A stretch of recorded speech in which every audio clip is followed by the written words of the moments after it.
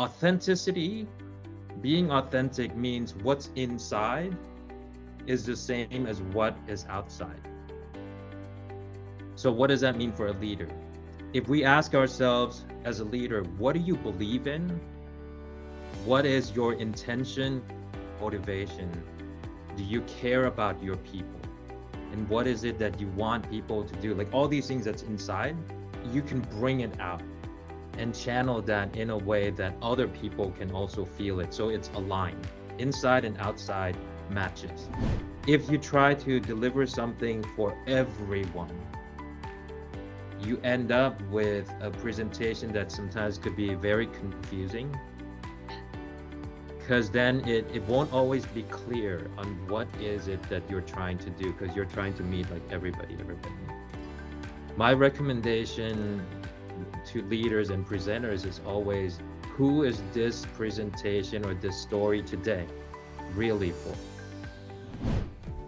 สวัสดีค่ะ Good morning from Thailand. Today we will have the cross-country interview with a gentleman in the United States. We will open talk with an educator and executive coach specialized in developing authentic leaders, inspirational communicators, and change agents. The CEO of Berkeley Executive Coaching Institute, คุณดอย จันทร์สุภลิน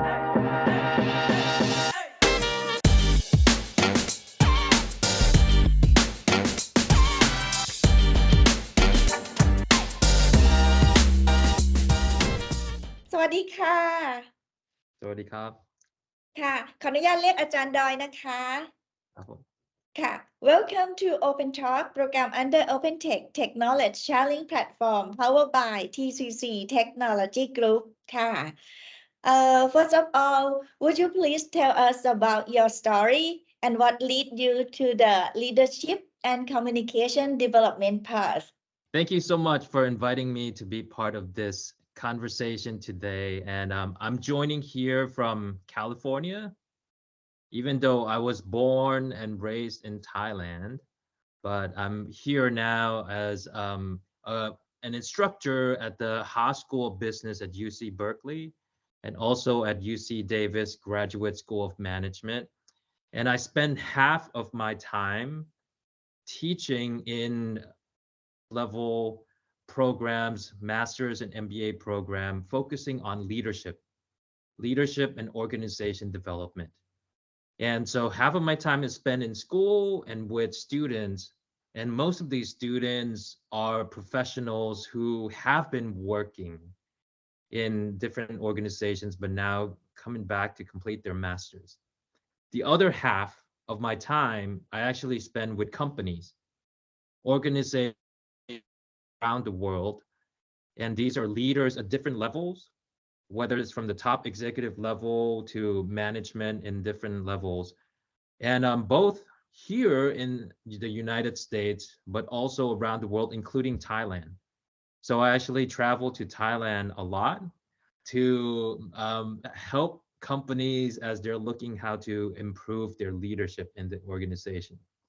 So whether it's in school, whether it's in companies and working with executives, it's all the same topic. And all of the topic and my focus is really on how to develop leadership skills. And leadership skills doesn't matter what title or position, ตำแหน่ง, not important. It's all about whatever position you're in, how do you have the skills and the ability to make impact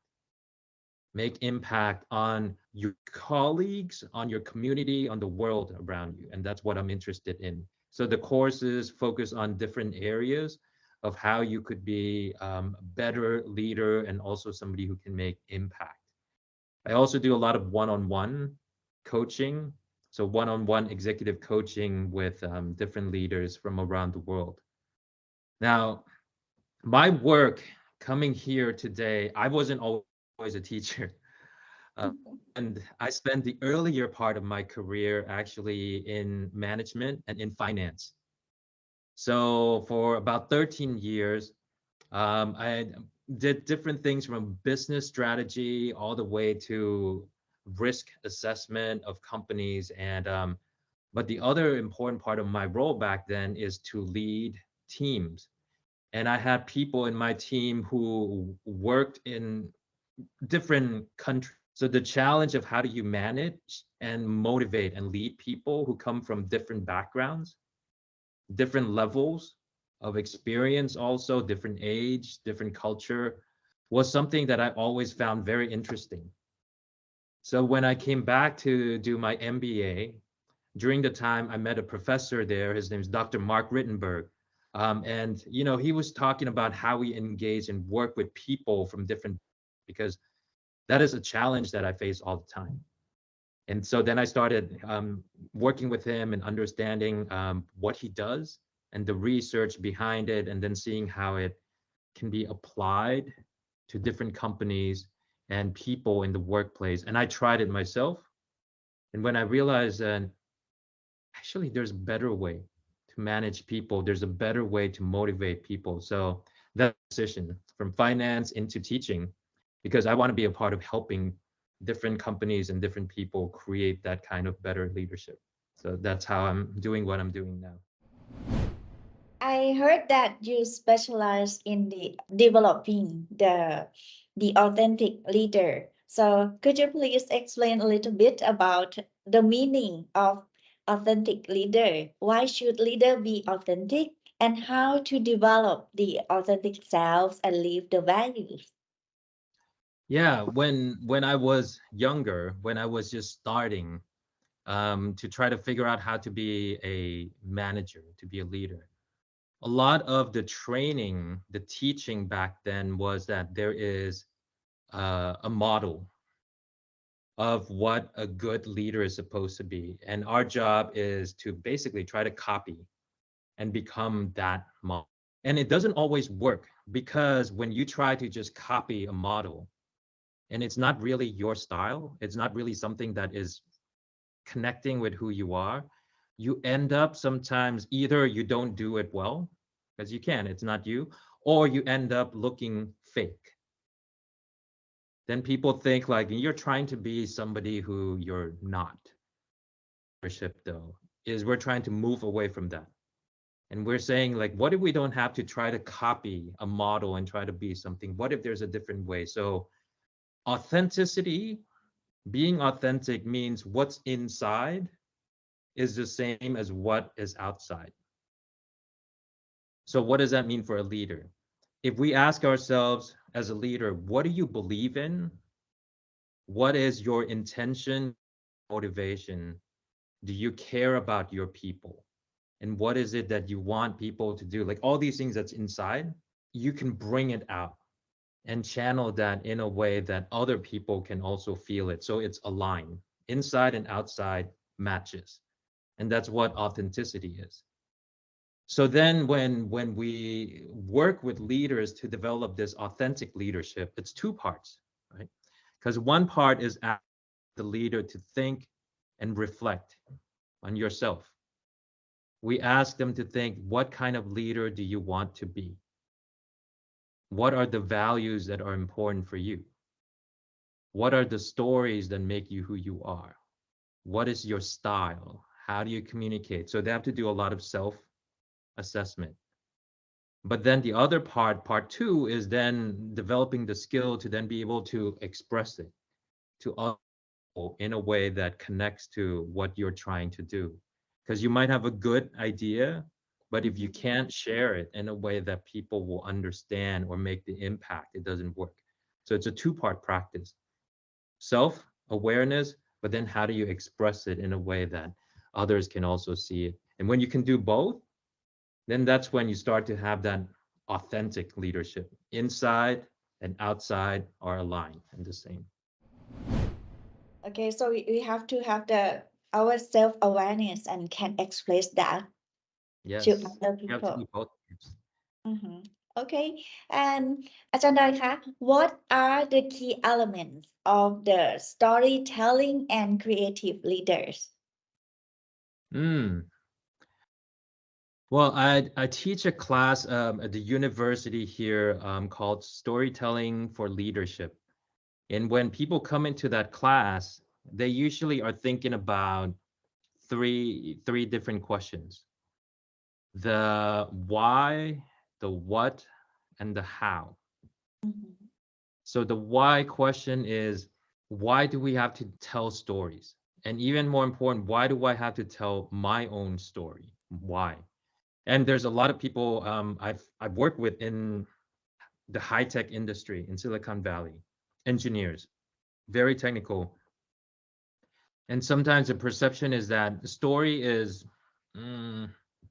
soft. I just want facts, data, information, don't do stories. So we have to talk about why stories is important and why it helps you actually be a better leader, communicator. So that's the first question. The second question then, okay, let's say you understand why it's important. Then you start to ask the question, what stories do I tell? And there's like a whole different types of stories that you can tell. And when we talk about stories from your own experience, not just stories that, oh, I read a book that Steve Jobs wrote, so I'll tell that story. I mean, that's okay. But it's very different what I've seen, what I've learned, what's happened to me, and bring that forward. So asking yourself, what stories do I tell? Sometimes like, even with the CEOs who are very successful, and I'm coaching them and I'm asking them like, so what stories would you like to share with your people? They're like, I don't know. And so even being able to have a space to figure out what stories to tell is that second important question. And then the third question, right? You know why it's important to tell a story. You know what stories you can tell. Now, the third question is, can you tell it effectively? How? What are those techniques that allow me to be able to tell that story? And when we talk about authenticity, right? So it's a technique true to who you are. Because if you bring 10 people into a room and they each stand up and tell a story, we have 10 different styles of how people can tell a story. So it requires practice and discovering what is a style that is connecting to who you are, so then you can tell that in a way that is uniquely you. So to develop, you got to first learn the why, learn the what, and then learn the how. Right? So each of these things are important part of.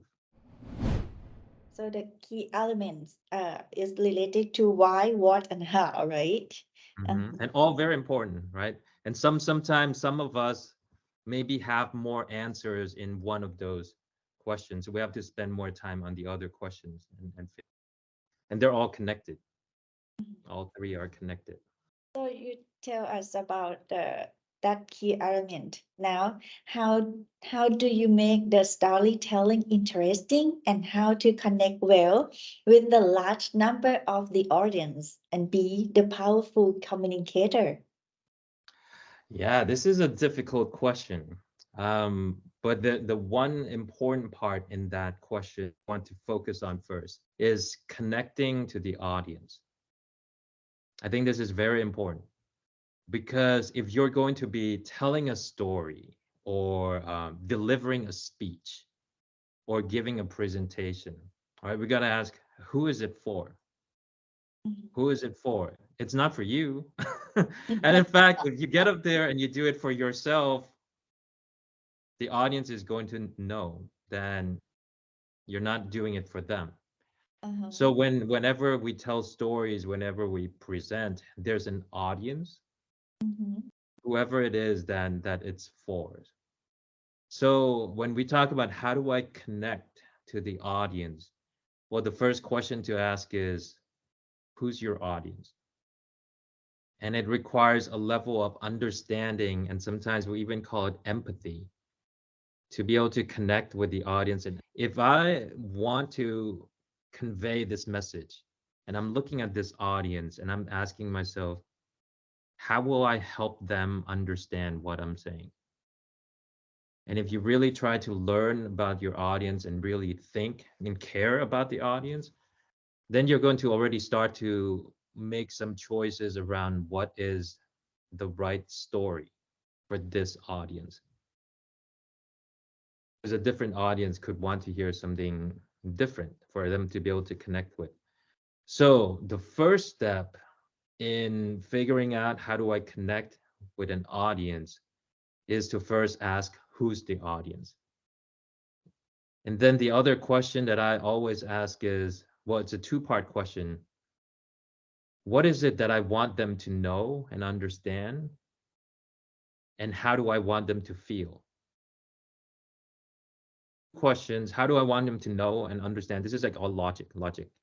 And based on what do I want them to be thinking about, then I'll think about what story to tell.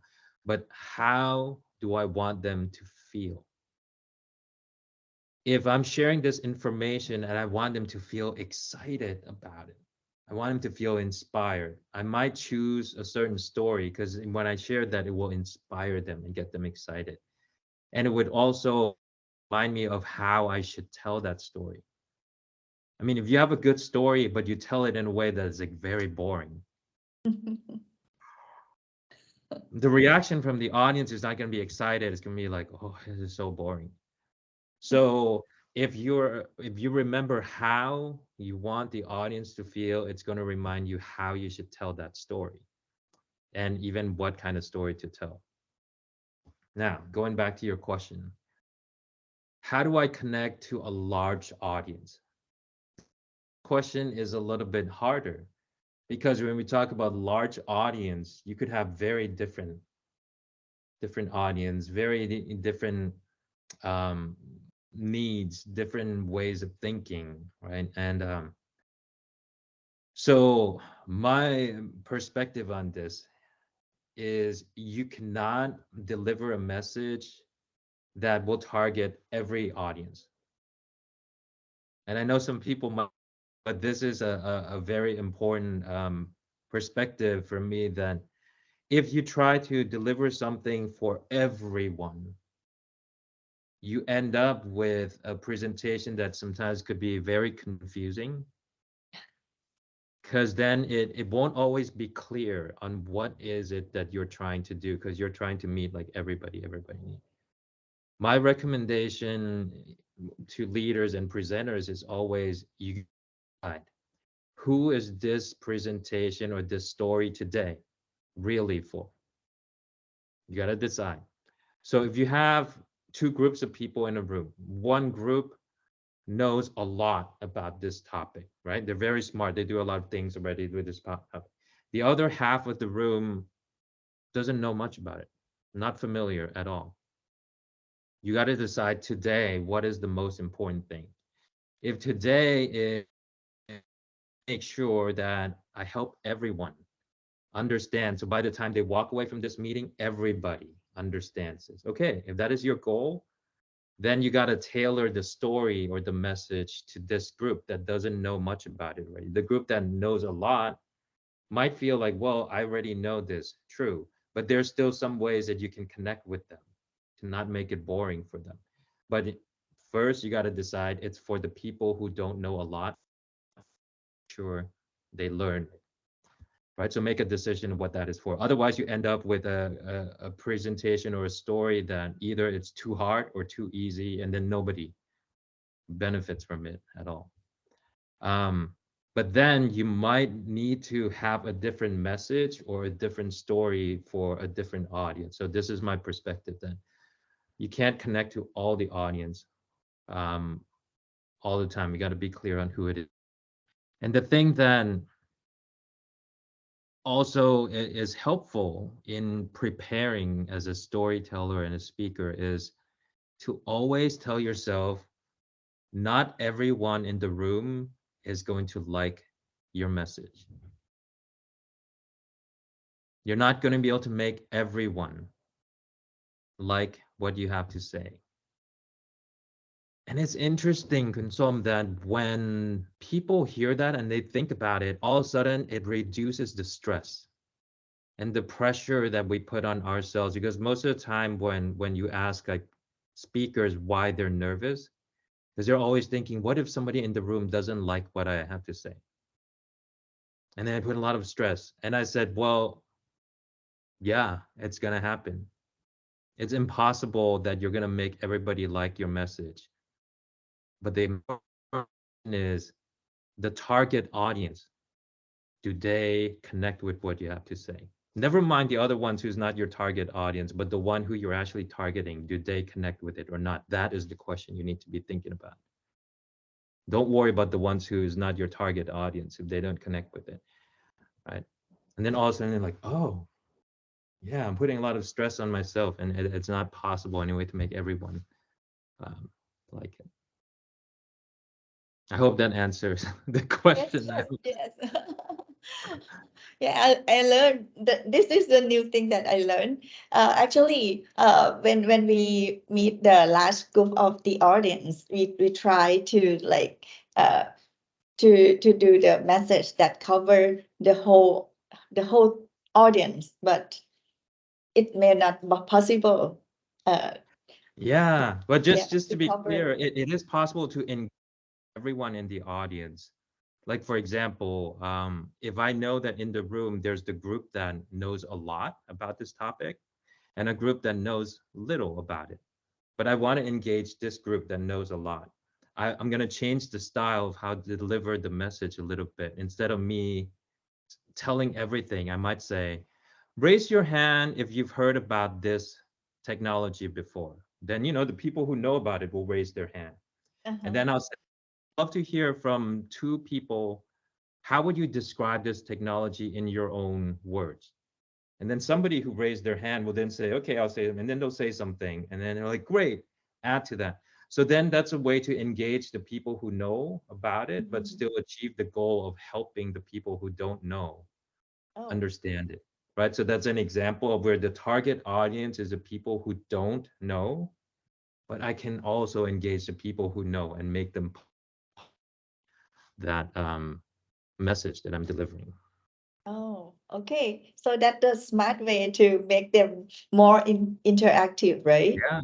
Yeah. But then you never forget the goal of why you're there that day. It's very important.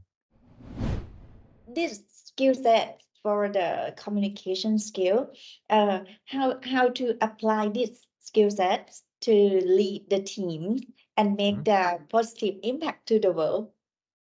Yeah, the same approach that we talk about in thinking about how to deliver a story or presentation, right? Where we first ask, who's the audience? And then given that audience, what is the main purpose that you want to achieve? And then asking yourself, then how do I deliver this? Same thing can be used in how you lead your team. Take the time to learn and understand your team members, because that's your audience right now. Do I really understand what's important for them? How much do they know? What help do they need, right? Learn and understand your team deeply. And then ask yourself, like, what is it that they need? What is the purpose for me as their leader right now? And each of those people might need a different thing. And then if that's the same thing, right, with what we talked about with presentations, one message, one presentation is not going to work for everybody. So then how I work with this person, I might need to pull them in one-on-one, but I might be able to help these three members of the team together because they're thinking about the same things.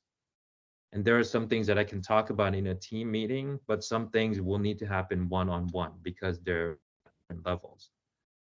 And even with what help I can give them, what role I can play, I've got to adjust to the different needs. So in a way, practicing to be an effective presenter or storyteller, and if you apply that same thinking, will also help prepare you to be a better manager and a better leader because you're thinking in the same way. Do I know my audience?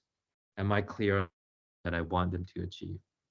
And the other way is true, that if you practice being a good leader for your team and trying to understand the needs of the different team members, you're also practicing the approach of how to be a good presenter and a good speaker too, because you're thinking from the audience perspective. So there's something similar about those two things. And it also requires different ways you can communicate. with people. A good leader cares about their people. A good leader understands that their people might need different things. And so I got to adjust, right? So that's a good leader. But a great leader is someone who can actually do it well. Who, when they need to adjust, they have different approaches, different techniques that they can use. Not only care, but can actually deliver in a way that makes the impact that they want. So a good leader can have that right mindset and the right thinking because they're a good person, right? But a great leader has to practice. They have to learn the different techniques. So when a leader goes to take a class on leadership development and they learn all these skills, right? It's all about developing all the tools that you can use so then you can apply it. Now, if you go take the classes and you learn all these tools and skills, but you don't care about people, you're not going to use it. So then you're not even a good leader. You're not even a great leader. You're just a leader who happens to know a lot. But you're not actually want to put it into practice. So it doesn't matter. You can be a smart leader. You can learn a lot of things, but that doesn't make you a good or a great leader. Can you give us a little bit of the technique, sample of some technique? Yeah, so earlier when we talked about authentic leadership, right? So a part of the technique that you can develop to match the inside with the outside. You know, like the outside is the skills. How do I present? How do I talk to people? Those are the things that you can go learn and practice. The inside requires the ability to be self-aware, to be able to reflect, to think, to know what's going on with you. So the kind of classes that actually here in America, a lot of people have started to study more meditation, learning to meditate, to be able to develop awareness and mindfulness is something that is very big here now in Silicon Valley and a lot of companies here. But it's great that Thai people, most of us grew up learning meditation, right? So that's a skill that even though we didn't learn it for leadership, but it's actually great practice that we can bring in for leadership to help develop that awareness, thinking. Just like we study how to speak in public, how to present, that's like the outside. But the inside and the outside both needs to be developed. Now that's for authentic leadership. The other side of what's going to make you a great leader, we talked about this, is the impact that you make. So the other thing that I study a lot to my students about is, what does it mean to be an impactful leader? Authentic leader, an impactful leader. Now the impact means what you do actually has the effect on the people the way that you intended. The effect on the people the way that you intended. So the skill here that we need to learn is the skill to be able to observe, notice what's going on with our people, what's going on with our team, the skill to listen. And it sounds so simple, right? Like when people talk about listening skill, we all listen. It's like, yeah, but do you really listen? Really listen? Like, for example, I tell my students sometimes, I remind them that listening is not waiting to speak. Listening is not waiting to speak. You know, and I ask them to think about that for a moment.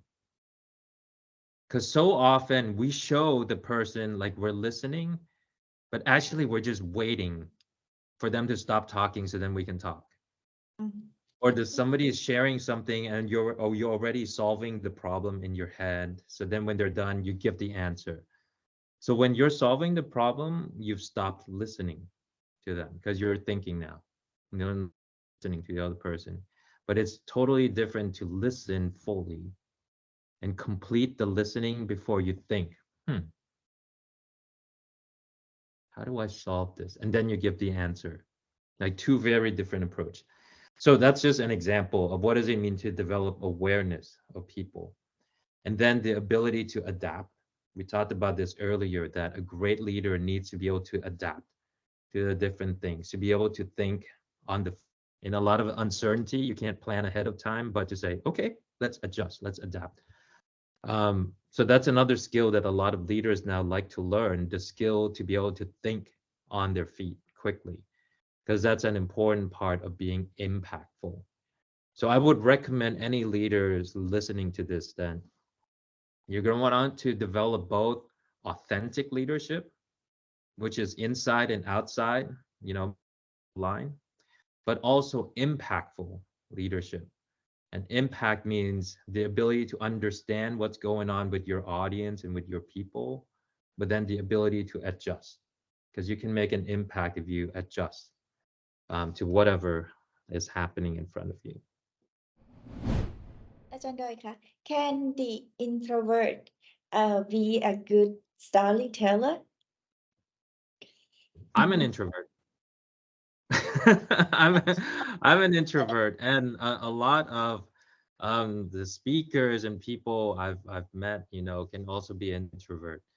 And the reason I feel very confident that it's possible is because there are different styles to tell stories, different styles to tell stories. Some people naturally will be very animated, very expressive when they tell stories. Some people still. That's okay. The benefit that I found actually as an introvert myself is, we tend to notice what's going on with people a lot more, probably even more than oftentimes like extroverts are. And you can use that as a superpower. You're thinking more carefully about how this is going to feel to them, as like introverts tend to be able to do that a lot better too. So you can use that as a way to prepare more carefully. And you just have to realize what is a style that would work for you, and don't try to do somebody else's style. And that will express themselves differently from introvert, and that's okay. You don't have to copy somebody else's stuff. How to balance between tell the story and walk the talk? Oh yeah, because this has a lot to do with trust, right? When we talk about creating trust comes in different pieces. One piece of it is, do people believe ideas that you're putting out there, that you sound credible? That's an important piece in trust. And so one part of developing that trust in other people is to be able to communicate in a way that others can go, yeah, actually that makes sense. But then what is going to keep that trust is that you follow up with action. You actually do it, because otherwise, like, later, if they see you and you're not doing what you say you're going to do, the trust is going to be destroyed completely. Because trust is not just a one event kind of thing. Trust can grow over time, or trust can actually get destroyed over time. And that has a lot to do with what happens with the action and the follow-up. Now, the thing with the approach with story to this is, I always encourage leaders to tell stories from their own experiences. So if you pull from a story of what you have done in the past, part of your past experience, you're already talking about something that you have already done. So you don't have to worry about, if I tell this thing and I don't do it, what will happen?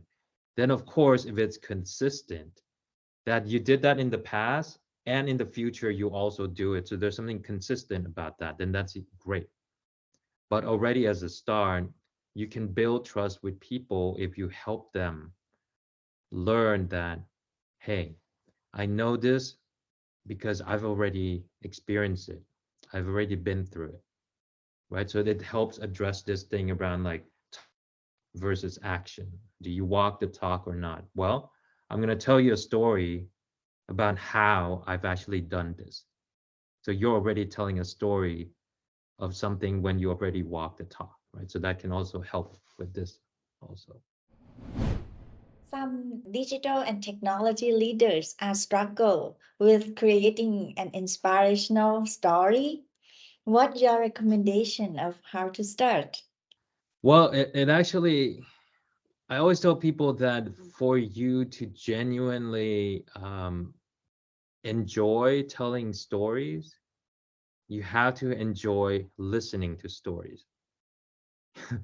To be able to get creative in telling the story, you have to be able to watch and learn and be inspired by people who are doing creative. So my first recommendation, if you find yourself like, oh, I'm really having a hard time telling creative, inspiring story, you got to go watch some TED Talk, go watch some films or do something first and find the ones that when you look at the presenter, the speaker, you're like, wow, this one really inspired me.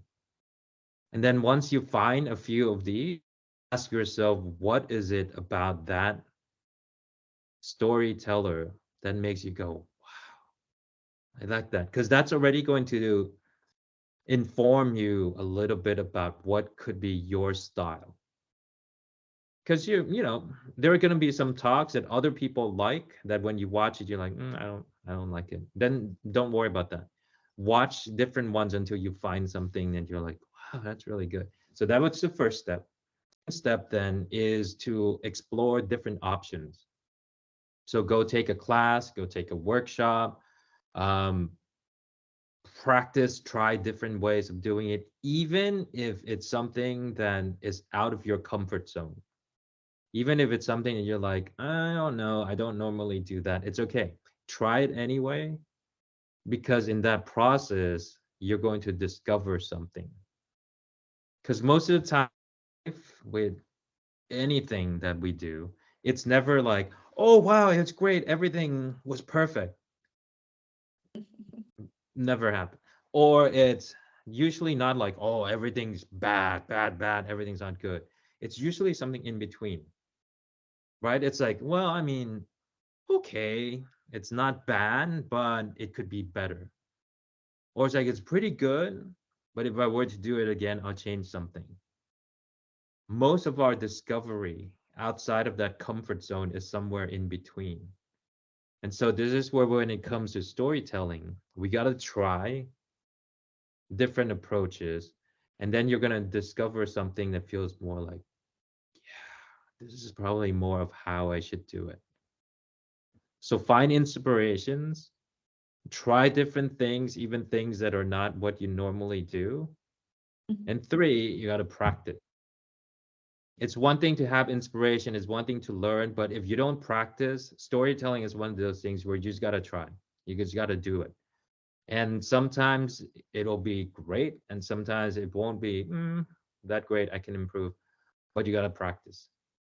Because with any communication, storytelling, public speaking skills, the only way you can get better is with experience. Learn over the years that the difference between an experienced speaker and the not so experienced speaker is not that they're not nervous. Everyone's nervous. And there could be times when even the really experienced speaker is nervous. But the difference is with more experience, the more you have learned what to do when you get nervous. You've had enough practice.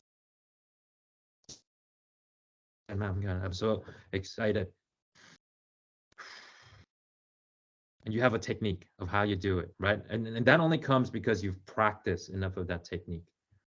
So to be a great creative storytellers requires that you have to practice enough, and then you'll discover the technique that works. Find the inspiration, try different things, even if you like it or don't like it. Practice something that feels like your style. That's the only way you can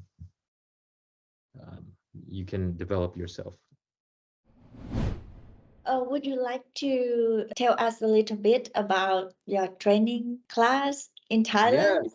Yes. Yeah. Speaking of practicing, okay. So, I mentioned that I go to Thailand often, and sometimes we do shorter classes, sometimes we do longer classes. So a couple of things that I want to share. A lot of my training is within companies, right? So of course I can't invite just anyone into those trainings, but if it's something where you and your team are interested in doing something for your team, like reach out to me, because we can always talk about how we might be able to do that. But if in coming to join a class, one class that will happen later this year, TMA, or Thailand Management Association, offers a class called Leadership Communication that is really to practice some of these skills that we talk about. So you'll get a chance to learn, try different things, right, that we said, and then practice and get some feedback and coaching. So that's a great way to do it. I'm sure there'll be information on the TMA website if you want to check that out. We also do this leadership boot camp. The Berkeley Executive Coaching Institute does this leadership boot camp that it's 10 days. We go to Hua Hin and we go to Bangkok, and it's like deep learning and practice, both leadership skill, but also coaching skills. And then at the end, once you complete all the work, you get a UC certificate also of completing this coaching program. So if you're interested in that, we're going to be doing that soon in May, Duan Pisapa. And the information is on the website, berkeleyeci.com, berkeleyeci.com. So check it out or connect with me. I can tell you about it. It will be great if you want to come join us on this boot camp.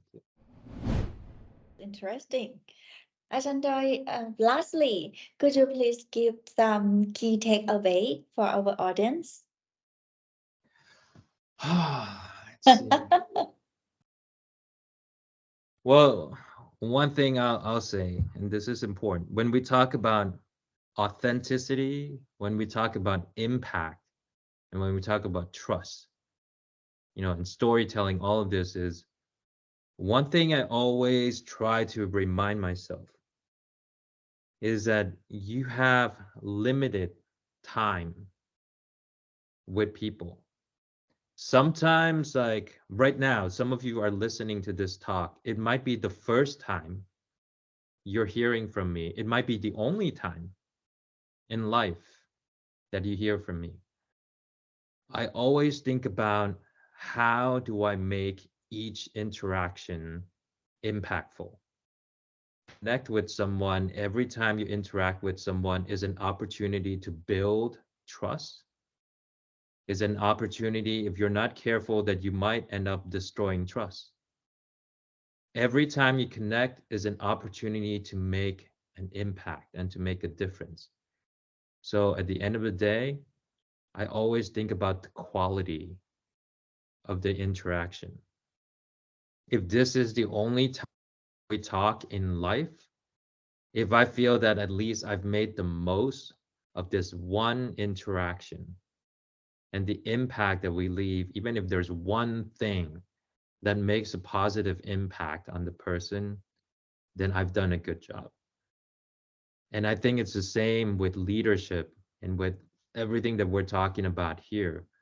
We're constantly asking ourselves, if this was the one opportunity I have, how do I make the most of that impact with this person? And that will guide us in how we choose to engage with the person, and the mindfulness and the intention around it. So that's why I would like to encourage everybody. Make the most of every interaction you have with people. Oh, well, this is Ajahn Doi, Ajahn Suparin. We enjoy so much learning from you. Really appreciate your kind presence in our open talk today. And thank you for inviting me to be part of it. And I hope to meet some of you in the future at some point, maybe in one of our classes, or even connect with me on LinkedIn and by email. I'm happy to share my email also. Thank you so much for having me. Okay, thank you, Ajahn Doi. We will leave your email in this video also, okay? Sounds great. Okay. Thank you. ค่ะ สวัสดีค่ะ Also, thank you our Open Talk audience for joining us. If you like us, don't forget to click like and subscribe to TCC Technology Group YouTube channel. See you in our next Open Talk. สวัสดีค่ะ